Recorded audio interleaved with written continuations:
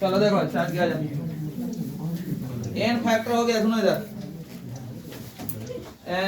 तुम लोग आणविक द्रव्यमान याद करके बना क्या है, आणविक कंप्लीट कर गया है ना, परमाणु द्रव्यमान। तो उसी से रिलेटेड एक चीज होता है, सब इधर ध्यान देना।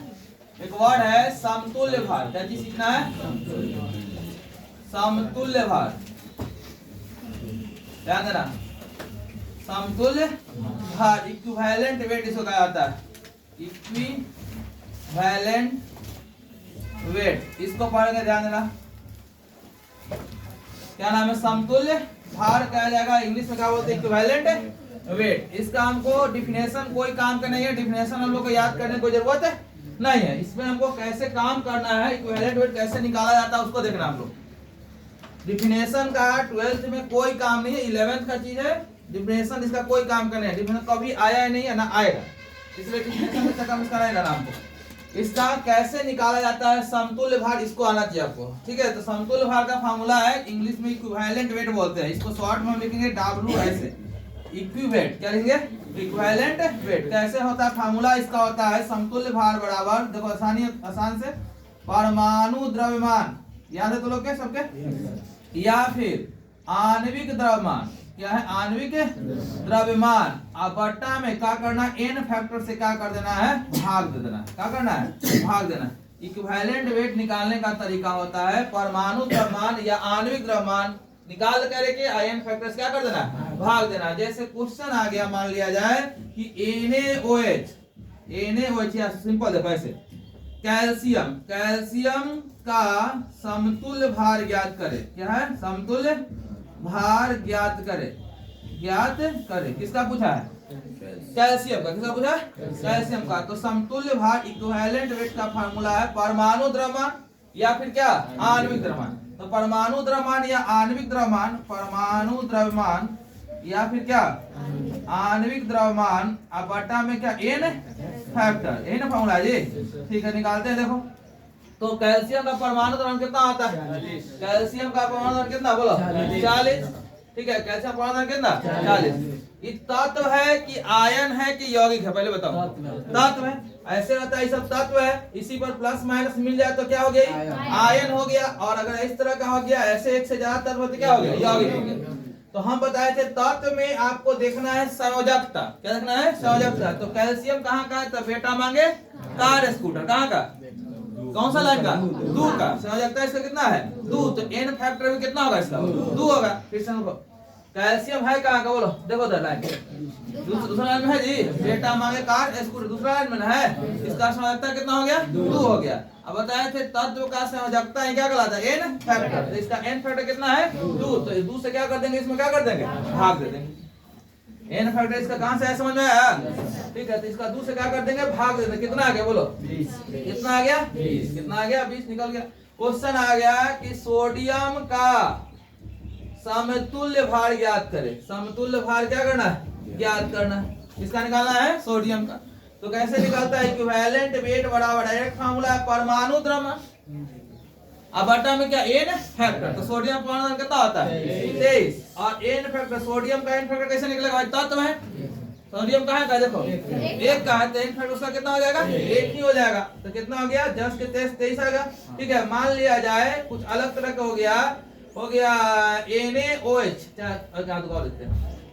मान लिया क्वेश्चन आ गया, एल्युमिनियम 3+ का समतुल्य भार ज्ञात करे, समतुल्य भार ज्ञात करे। ये क्या है, आयन है, ये क्या है, आयन। तो आयन में क्या एन फैक्टर निकाले, क्या तरीका बताया था, प्लस वाला या क्या, माइनस वाला। इसका निकालते हैं, इक्विवेलेंट वेट बड़ा फार्मूला बनेगा परमाणु द्रव्यमान या आयनिक द्रव्यमान, बोलेंगे आयन है तो आयनिक द्रव्यमान, क्या बोलेंगे, आयनिक द्रव्यमान, बटा में एन फैक्टर, क्या बोलेंगे, एन फैक्टर। तो इसका आणविक कितना आएगा, द्रव्यमान कितना होगा, देखिए इसका एल्युमिनियम का कितना होता है, 27, कितना होता है, 27, कितना होगा, 27। और एन फैक्टर इस पर आवेश वाला रहेगा, तो जितना आवेश रहता है क्या कहलाता है, एन फैक्टर। तो आवेश कितना है इसका, 3, तो एन फैक्टर कितना हो गया, 3, नौतिया कितना, 27, नौतिया 27 कट गया। तो आयन वाला में कोई दिक्कत नहीं है, तत्व वाला में जो परमाणु द्रव्यमान रहेगा, एन फैक्टर क्या कर देना, भाग देना। और देखो जिंक का इक्विवेलेंट वेट ज्ञात करना है। किसका निकालना है? जिंक का। तो निकालते भाई इक्विवेलेंट वेट का फार्मूला होगा, जिंक का परमाणु कितना कितना 65। कितना होगा? 65। और जिंक का हम निकाल बताए आपको एन फैक्टर, देखिए कितना होता है? दूध दिखाया दूध हो जिंक का कितना लेगा? दूध। तो यहाँ दूध से कट जाएगा, कितना हो जाएगा? 32 कितना कितना 5 होगा। 32 64 हुआ ना, 32 कितना आ गया? 5। तो तत्व वाला में क्या करना है? परमाणु द्रव्यमान देख करके और उसका संयोजकता जो होता है एन फैक्टर, उससे क्या कर देना? भाग देना। आयन वाला बहुत आसान है, द्रव्यमान निकाल के उसके संख्या से क्या कर देना? भाग देना। जैसे मान लिया क्वेश्चन आ गया SO4 2- का समतुल्य भार ज्ञात करें। समतुल्य भार क्या करना? ज्ञात करना। तो इसका निकालते हैं। समतुल्य भार निकालने का फार्मूला होगा, इसका द्रव्यमान निकालिए इसका। देखिए तो सल्फर कितना होता है? 32। कितना होता है? और ऑक्सीजन का होता है, ए होगा 16 होता है, 16 चौको 64। सोचो ना, देखो निकालो। सल्फर का होता है कितना? 32। 4 ऑक्सीजन का कितना? 16। तो कितना आ गया? 32 और 96 आ गया। अच्छा कोई कहा कि सर प्लस माइनस से क्या कोई फर्क नहीं पड़ेगा? तो ध्यान से समझना, प्लस माइनस का अर्थ होता है इलेक्ट्रॉन निकाल लिया या इलेक्ट्रॉन क्या कर लिया? जोड़ दिया, यही ना होता है। प्लस माइनस का अर्थ क्या होता है? इलेक्ट्रॉन निकला है या इलेक्ट्रॉन डलाया है। इलेक्ट्रॉन का द्रव्यमान बहुत कम होता है। इलेक्ट्रॉन का द्रव्यमान कितना होता है? बोलो 9.1 कितना सॉरी इलेक्ट्रॉन का द्रव्यमान होता है 9.46 गुना 10 के पावर कितना? -27 -31 केजी। माइनस कितना? -31 केजी। इतना बहुत कम, -31 समझ रहा है? -31 बहुत कम हो जाता है, बहुत कम। इलेक्ट्रॉन इतना हल्का छोटा है कि दिखाई भी नहीं देता है। इसका द्रव्यमान बहुत कम होने से 2 इलेक्ट्रॉन निकल ही गया या 2 इलेक्ट्रॉन डला ही गया तो उसके द्रव्यमान में कोई फर्क पड़ने वाला नहीं है। इसीलिए हम लोग एल्युमिनियम का द्रव्यमान देखिए कितना लिए हैं? 27। इसका कितना ले रहे हैं? कितना? 96। इसमें इसका अर्थ क्या हुआ? 2 इलेक्ट्रॉन इसमें क्या कर डला गया, तो इलेक्ट्रॉन डालने से उसमें द्रव्यमान में ज्यादा फर्क पड़ने वाला नहीं है। इसलिए हम लोग डायरेक्ट 96 ही लेंगे, ना कि उसमें जोड़ेंगे और घटाएंगे, ऐसा कुछ हम नहीं करेंगे। इलेक्ट्रॉन का द्रव्यमान बहुत कम होता है, इतना कम होता है कि मतलब कि समुंदर में चाहे इतना बड़ा ले ले है बर्तन में बालू है, वो बालू कम क्या करती है? निकाल दिए, तो फर्क पड़ने वाला है? तो लेंगे तो उतना ही लगभग रहेगा।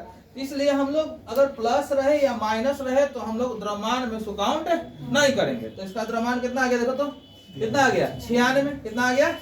और इसका एन फैक्टर कितना होगा? प्लस माइनस जो रहता है वही एन फैक्टर होता है। इसका एन फैक्टर कितना? 2 हो गया, कट जाएगा हो 48 दूनी कितना? 96। तो आवेश वाला में कोई दिक्कत नहीं है, द्रव्यमान निकाल करके और जो माथा पर है उसे क्या कर देना है? भाग देना है। और इसको देख लेते हैं आवेश वाला। जैसे मान लिया क्वेश्चन देखो तो है नहीं, देखते हैं यहाँ पर। मान लिया क्वेश्चन आ गया NH4 प्लस का बताइए इक्विवेलेंट वेट। क्या बताना है? Equivalent weight. इसका द्रव्यमान निकाल लेते हैं, ठीक है? प्लस माइनस से कोई फर्क पड़ने वाला नहीं है, क्योंकि प्लस अर्थ हुआ कि इलेक्ट्रॉन निकल गया, माइनस का अर्थ इलेक्ट्रॉन डला गया। इलेक्ट्रॉन डालने या निकालने से द्रव्यमान में कोई ज्यादा फर्क नहीं पड़ता। इसका निकालते हैं। नाइट्रोजन कितना होता है? 14। हाइड्रोजन का ए होगा 1 होता है तो 4 हो गया, 14 4 कितना? 18 होगा। और एन फैक्टर कितना हो जाएगा? इस पर जितना आवेश रहता है वही ना होता है, 1 हो जाएगा। तो कितना आ गया आंसर? 18।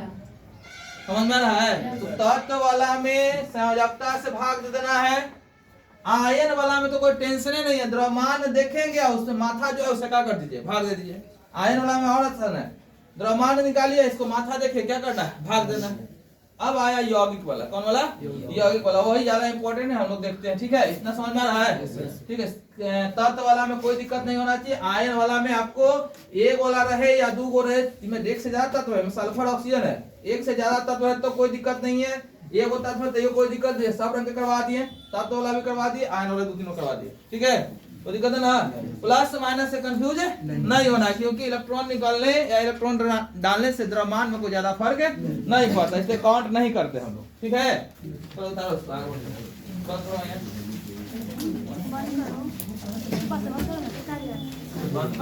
देर तक चलते रह जाएगा। ठंडा लग रहा है यार, पता लग रहा है ठंडा लग रहा है। क्वेश्चन क्या है? अगला क्वेश्चन चलो यार, क्वेश्चन लो यार, ध्यान दो,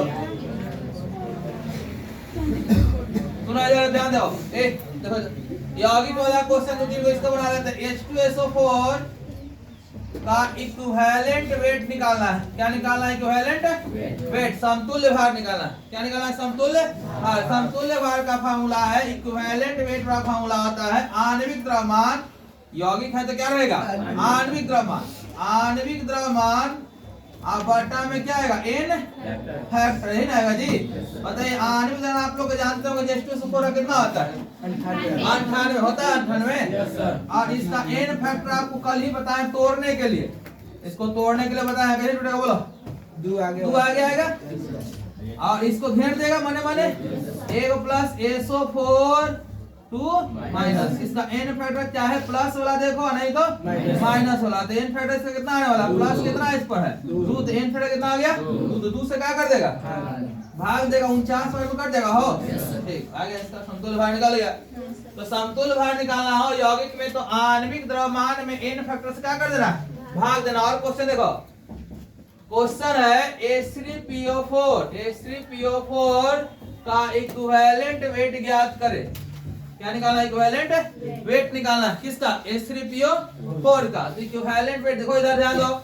इक्विवेलेंट वेट निकालने का तरीका क्या होगा? आणविक द्रव्यमान में एन फैक्टर से भाग देंगे।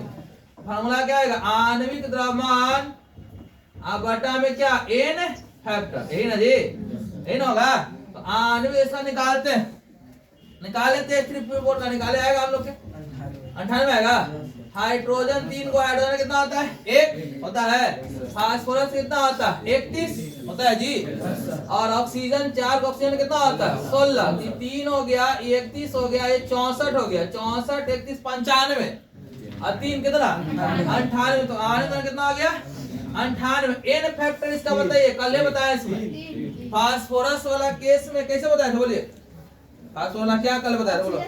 ऑक्सीजन से 1, ऑक्सीजन के है तो क्या होगा? 3। एन फैक्टर कितना होगा? 3। फास्फोरस वाला ध्यान रखेगा, कितना फास्फोरस का कितना, इसमें ऑक्सीजन क्या हुआ है? एन फैक्टर कितना आ जाएगा? 3। डायरेक्ट इसको 3 से क्या कर दो? भाग दो। काटो तो कितना है बोलो? 32 दिया 96, 32 दिया कितना हो गया? 32 हम लोग 6 आसपास में आ जाएगा। ठीक है, इस तरह से एन फैक्टर आपको निकालना। यौगिक में कुछ नहीं करना है, आणविक द्रव्यमान निकाल के एन फैक्टर क्या करना? भाग देना। एन फैक्टर निकालना कल हम बताए आपको। ठीक है, एक और क्वेश्चन कर लेंगे, तो उतारो इतना पहले। एक क्वेश्चन और करेंगे। कहाँ गया टोपी?